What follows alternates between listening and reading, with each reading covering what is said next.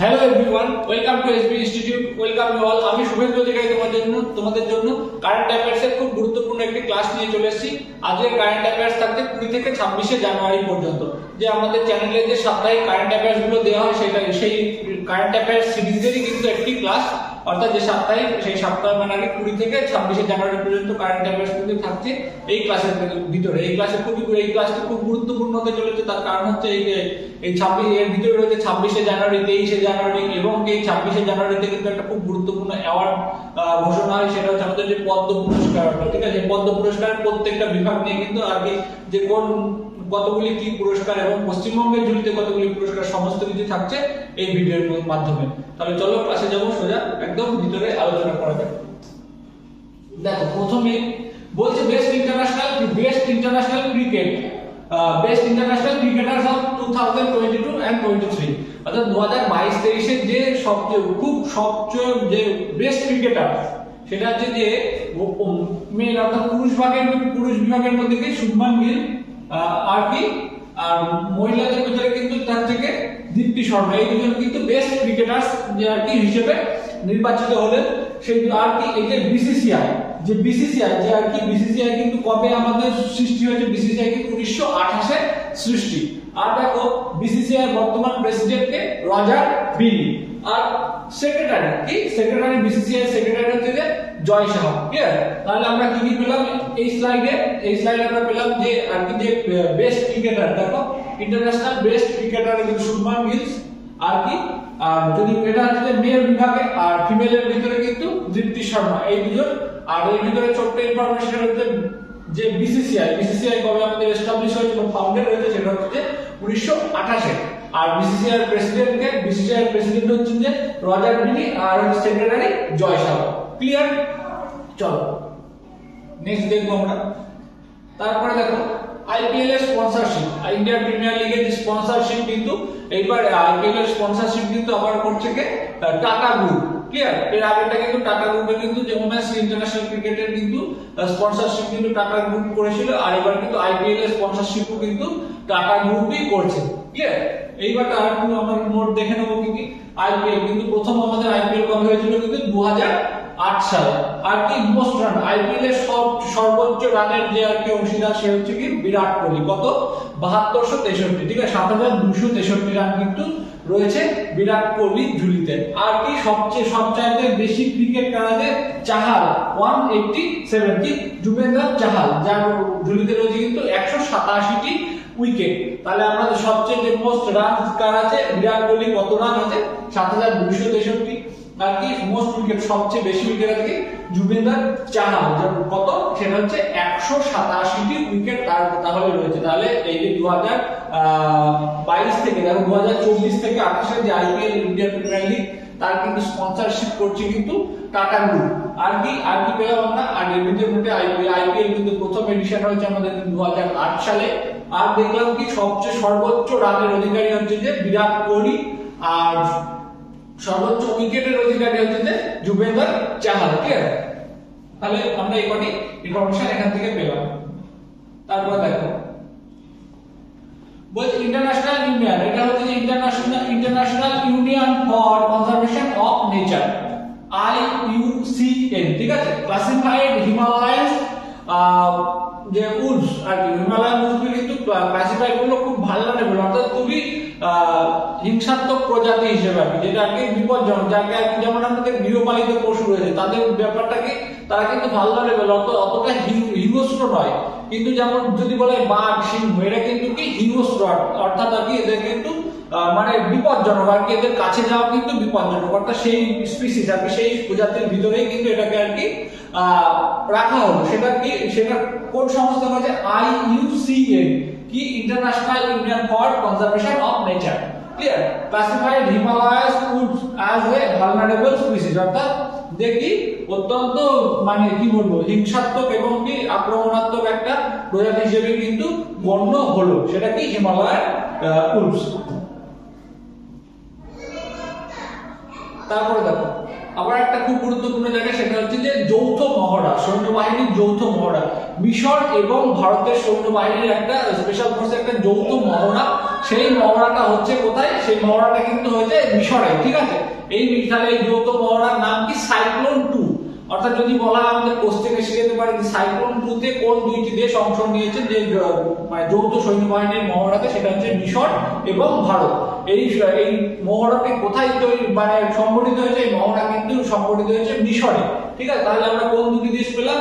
India আর Egypt. এই দুটি দেশ কিন্তু joint special forces exercise in Egypt starts on 20 জানুয়ারি, অর্থাৎ 22 জানুয়ারি কিন্তু এটা একটা যৌথ মহড়া হয়েছে। আর কি এর নাম কি? সাইক্লোন 2, ঠিক আছে। আর 22 জানুয়ারি একটা সবচেয়ে খুব গুরুত্বপূর্ণ একটা কারেন্ট অ্যাফেয়ার, যেটা আমাদের রাম মন্দিরের ব্যাপারটা। রাম মন্দির থেকে এটা স্লাইডের ভিতরে আমি দিতে পারিনি, আমি তোমাদের মুখে বলে দিচ্ছি। রাম মন্দির থেকে রাম মন্দির কোন স্ট্রাকচার, যে গঠন শৈলীটাকে, সেটাতে নাগাড়া গঠন শৈলী। তোমাদের যদি কোশ্চেন আসে তাহলে কিন্তু রাম মন্দির কেমন গঠন শৈলীতে তৈরি, তাহলে কিন্তু সেটা আমাদের বলতে হবে নাগাড়া গঠন শৈলী। আর কি? আর রাম মন্দির কোন পাথর দিয়ে তৈরি, সেটা কিন্তু বেলে পাথরে, ক্লিয়ার। তাহলে এই দুটি ইনফরমেশন কিন্তু আমরা পেলাম, ক্লিয়ার। আর দেখো তারপরে দেখো যে 23 জানুয়ারি খুব গুরুত্বপূর্ণ একটা জায়গা। 23 জানুয়ারি কি আমাদের নেতাজি সুভাষচন্দ্র বসুর জন্মদিন হিসেবেই কিন্তু এই 23 জানুয়ারি পালন করা হয়। এইবারটা এই 23 জানুয়ারি আরেকটা কি দিবস হিসেবে পালন করা হয়? পরাক্রম দিবস হিসেবে কিন্তু পালন করা হয় এই 23 জানুয়ারি, ঠিক আছে। এটা কত সাল থেকে পালন করা হচ্ছে? এটা কিন্তু 2021 সাল থেকে কিন্তু পরাক্রম দিবস পালন করা হচ্ছে। পরাক্রম দিবস তাহলে আমাদের 23 জানুয়ারিতে কিন্তু পালন করা হয়। আর কত সাল থেকে পালন করা হচ্ছে পরাক্রম দিবস? সেটা হচ্ছে 2021 সাল থেকে। আর এটা নেতাজি সুভাষের কততম জন্ম জয়ন্তী আর কি? সেটা হচ্ছে যে 127তম জন্ম জয়ন্তী, ক্লিয়ার। আর কি নেতাজি সুভাষচন্দ্র বসু কিন্তু আজাদ হিন্দ ফৌজ কিন্তু গঠন করেছিলেন, সেটা কিন্তু 1943-এ, ক্লিয়ার। 1943-এ কিন্তু তার নেতৃত্বে আজাদ হিন্দ ফৌজ কিন্তু গঠিত হয়েছিল, ক্লিয়ার। আর কিন্তু তিনি দুইবার কিন্তু জাতীয় কংগ্রেসের সভাপতি হয়েছিলেন, সেটা হচ্ছে কত? 1938 এবং 1939। এই দুটি কিন্তু খুব গুরুত্বপূর্ণ জায়গা। চলো আর একটা দেখো যে 2024 এই যে 2024 মিলিটারি স্ট্রেন্থ, মানে মিলিটারি যে সর্বোচ্চ শক্তিমান কোন মিলিটারি, অর্থাৎ কোন বাহিনী, কোন দেশের বাহিনী কিন্তু সর্বোচ্চ শক্তিমান, তার যে র্যাঙ্কিং, সেই র্যাঙ্কিংটা করেছে গ্লোবাল ফায়ার পাওয়ার, ঠিক আছে। তার র্যাঙ্কিং কিন্তু সর্বোচ্চ যে শক্তিশালী দেশ কিন্তু সেটা কিন্তু সর্বোচ্চ শক্তিশালী সৈন্যবাহিনী কোন দেশের রয়েছে? সর্বোচ্চ শক্তিশালী সৈন্যবাহিনী রয়েছে কিন্তু ইউএসএ এর কাছে, ঠিক আছে। তারপরে কিন্তু রয়েছে কি? তারপরে রয়েছে রাশিয়া, আর তৃতীয় রয়েছে চায়না, আর আমাদের ইন্ডিয়া ভারতের স্থান কিন্তু চতুর্থ। তাহলে গ্লোবাল ফায়ার পাওয়ারস এর নিরিখে র্যাঙ্কিং এ যে আর কি মিলিটারি পাওয়ারস, যে সৈন্যবাহিনীর যে শক্তি, সেই শক্তির বেসিসে কিন্তু ভারতের স্থান কিন্তু গ্লোবালি ফোর্থ। আর টপে কিন্তু রয়েছে কিন্তু কে? ইউএসএ, ঠিক আছে। আর দ্বিতীয় রয়েছে কিন্তু রাশিয়া, আর তৃতীয় কিন্তু চায়না, ক্লিয়ার। চলো তারপরে দেখো যে 24 জানুয়ারিতে কি দেখছি আমরা? 24 জানুয়ারিতে national girl child day. National girl child day 24 জানুয়ারিতে দুটো ইভেন্ট রয়েছে, সেটা কি? ন্যাশনাল গার্ল চাইল্ড ডে আর কি রয়েছে? International day of education. এই দুটি কিন্তু আমাদের 24 জানুয়ারিতে রয়েছে। আর ন্যাশনাল গার্ল চাইল্ড ডে কিন্তু কবে থেকে পালিত হচ্ছে? 2008 সাল থেকে কিন্তু ন্যাশনাল গার্ল চাইল্ড ডে পালিত হচ্ছে। আর কি দেখো international day of education, clear. তাহলে এই এডুকেশন ডে অফ এডুকেশনটা এটা হচ্ছে কত তারিখে, কত সাল থেকে প্রথম পালিত হচ্ছে? সেটা হচ্ছে 2019 সাল থেকে। আর কি এই বছরে 2024 এর ইন্টারন্যাশনাল ডে অফ এডুকেশনের থিমটা কি হচ্ছে? সেই থিমটা হচ্ছে learning for lasting piece, learning for lasting piece. এটা হচ্ছে 2024 এর আর কি ইন্টারন্যাশনাল ডে অফ এডুকেশনের থিম এই বছরের, ক্লিয়ার। তারপরে দেখো 26 জানুয়ারি প্রজাতন্ত্র দিবস, রিপাবলিক ডে, খুব গুরুত্বপূর্ণ জায়গা। এই 26 জানুয়ারি তাহলে এটা আমাদের কততম প্রজাতন্ত্র দিবস? সেটা হচ্ছে 75তম প্রজাতন্ত্র দিবস। এই 26 জানুয়ারিতে এই যে 26 জানুয়ারির থিমটা কি? 26 জানুয়ারির থিম হচ্ছে Bharat the mother of democracy. এই থিমটা কিন্তু খুব গুরুত্বপূর্ণ রয়েছে, কারণ ছোট ছোট থিমগুলো কিন্তু খুবই গুরুত্বপূর্ণ হয়। তাহলে এই 2024 এর 26 জানুয়ারি অর্থাৎ রিপাবলিক ডে এর থিমটা কি? Bharat the mother of democracy. এটা কিন্তু 2024 এর 26 জানুয়ারির থিম। আর এই যে 26 জানুয়ারি কেন পালন করা? 26 জানুয়ারি 1949 সালে 1950 সালের 26 জানুয়ারি 26শে জানুয়ারি কিন্তু কি ভারতের যে ইন্ডিয়ান কনস্টিটিউশন, সেই কনস্টিটিউশন কিন্তু বলবৎ হয়েছিল, অর্থাৎ কার্যকারী হয়েছিল কিন্তু এই 26শে জানুয়ারি 1950 সালে। সেই দিন থেকে কিন্তু এই যে প্রজাতন্ত্র দিবস বা রিপাবলিক ডে হিসেবে কিন্তু এই দিনটিকে কিন্তু পালন করা হয়। এই জন্য কিন্তু এই যে মানে 26শে জানুয়ারি কিন্তু এই জন্যই কিন্তু খুবই গুরুত্বপূর্ণ। তারপর দেখো আর একটা স্কিম সরি এটা বলছে মাই স্কুল মাই প্রাইড। এই একটা campaign my school my pride campaign, এই ক্যাম্পেইনটা কিসের আন্ডারে ছিল? যে আপনার বিদ্যালয় যে আর কি প্রোগ্রাম, সেই প্রোগ্রামের আন্ডারে কিন্তু কি সেই প্রোগ্রামের আন্ডারে কিন্তু একটা খুব সুন্দর একটা ক্যাম্পেইন চালু করেছে হিমাচল প্রদেশ। সেই তাহলে হিমাচল প্রদেশ এটি কি চালু করেছে? হিমাচল প্রদেশ কিন্তু একটা খুব গুরুত্বপূর্ণ প্রোগ্রাম চালু করেছে আপনা বিদ্যালয়। সেই আপনা বিদ্যালয় প্রোগ্রামের আন্ডারে কিন্তু একটা ক্যাম্পেইন চালু করেছে হিমাচল প্রদেশ সরকার, সেটা হচ্ছে যে মাই স্কুল মাই প্রাইড। এটা কিন্তু খুবই গুরুত্বপূর্ণ, কারণ এটা শিক্ষা বিষয়ের একটা প্রোগ্রাম, এই জন্য কিন্তু এটা খুবই গুরুত্বপূর্ণ। তারপরে দেখো যে পদ্ম অ্যাওয়ার্ড, যেটা বললাম যে 26শে জানুয়ারি অর্থাৎ যে রিপাবলিক ডে দিন কিন্তু যে পদ্ম পুরস্কারের কিন্তু নাম ঘোষণা হয়, যারা যারা আর কি পুরস্কৃত হবেন তাদের নাম কিন্তু কবে ঘোষিত হয়? রিপাবলিক ডে অর্থাৎ 26শে জানুয়ারিতে কিন্তু এই নামগুলি ঘোষণা হয়। এবং কি আর কি মার্চ এপ্রিল মাসের মাঝামাঝি সময় রাষ্ট্রপতি ভবন থেকে কিন্তু রাষ্ট্রপতি কিন্তু এই পুরস্কারগুলো প্রদান করেন, কিন্তু নাম কিন্তু ঘোষণা হয় কিন্তু রিপাবলিক ডে দিনকে। ঠিক আছে, এই রিপাবলিক ডেতে এই বছর 2024 যে নামগুলি ঘোষণা হলো সেগুলো কিন্তু খুবই গুরুত্বপূর্ণ। অর্থাৎ এই যে 2024 কিন্তু কতগুলি মোট পদ্ম পুরস্কার ভারতে মোট আর কি অর্থাৎ কতগুলি পদ্ম পুরস্কার প্রাপকের নাম ঘোষণা করা হলো সেটা হচ্ছে 132টি। তার মধ্যে 5টি হচ্ছে কি পদ্মবিভূষণ আর হচ্ছে যে পদ্মভূষণ আর হচ্ছে পদ্মশ্রী, টোটাল মিলিয়ে কিন্তু 132টি। ঠিক আছে, দেখো এর ভিতরে হচ্ছে যে গুরুত্বপূর্ণ আছে আমাদের দেখতে হবে এই যে এই 132টা। আর একটা বিষয় যে পদ্ম পুরস্কার, এই পদ্ম পুরস্কারটা কিন্তু হচ্ছে ভারতের মধ্যে যে সবচেয়ে অসামরিক দ্বিতীয় সর্বোচ্চ অসামরিক পুরস্কার। অর্থাৎ পদ্ম পুরস্কার সর্বোচ্চ অসামরিক পুরস্কার হচ্ছে যে ভারতরত্ন, আর দ্বিতীয় সর্বোচ্চ অসামরিক পুরস্কার হচ্ছে যে পদ্ম পুরস্কার। এই পদ্ম পুরস্কার আবার 3টি ভাগ রয়েছে, কি কি?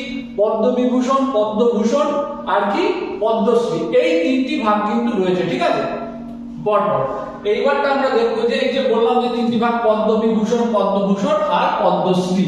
এইবারটা দেখো 2024 কতগুলি অ্যাওয়ার্ডের নাম ঘোষণা হলো, কতজন পুরস্কার প্রাপকের নাম, সেটা হচ্ছে 132টা।